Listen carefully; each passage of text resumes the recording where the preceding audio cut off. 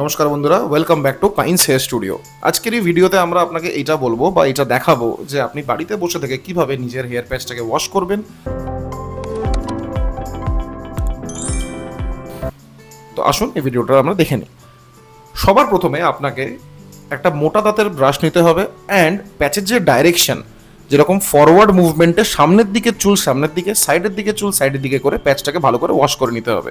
আপনি এটা শাওয়ারেও করতে পারেন, আর যদি হ্যান্ড শাওয়ার বাড়িতে থাকে তাহলে তো খুবই ভালো হয়। অ্যান্ড ঠিক তারপরে আপনি দেখতে পারবেন যে শ্যাম্পু দিয়ে আপনি শ্যাম্পুটা লাগানোর পরে মাথার মধ্যে ভালো করে ওই সেম চিরুনিটাকে দিয়ে আপনাকে প্যাচটাকে কিন্তু ঝেড়ে নিতে হবে। এটাতে কি হয় যে ধুলো বালি ময়লা যা যা আছে প্যাচের মধ্যে এটা কিন্তু বেরিয়ে যায়।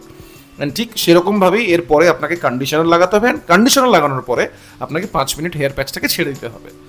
অ্যান্ড সেমভাবে যেরকমভাবে আপনি প্রথমে কোম করেছিলেন, তারপরে শ্যাম্পু দিয়ে কোম করেছিলেন, ঠিক সেরকমভাবেই কন্ডিশনার দিয়েও কিন্তু ওরকমভাবে আপনাকে ফরওয়ার্ড মুভমেন্টে কোম করতে হবে। ফর এক্সাম্পল, সামনের দিকে চুল সামনের দিকে, সাইডের দিকে চুল সাইডের দিকে, আর পেছনের চুল পেছনের দিকে। তারপরে কিন্তু আপনি হেয়ার প্যাচটাকে যখন আপনার পুরো ওয়াশিং কমপ্লিট হয়ে গেল, আপনি কিন্তু টাওয়াল দিয়ে প্লিজ রাব করবেন না। হেয়ার প্যাচটাকে জেন্টলি প্যাড করুন। একটা টাওয়েল ইউজ করে জেন্টলি এটাকে প্যাড করুন। প্যাড করার পরে আপনার একটা hair dryer is very important. একটা হেয়ার প্যাচকে সেট করার জন্য আপনাকে একটা হেয়ার ড্রায়ার ইউজ করতে হবে।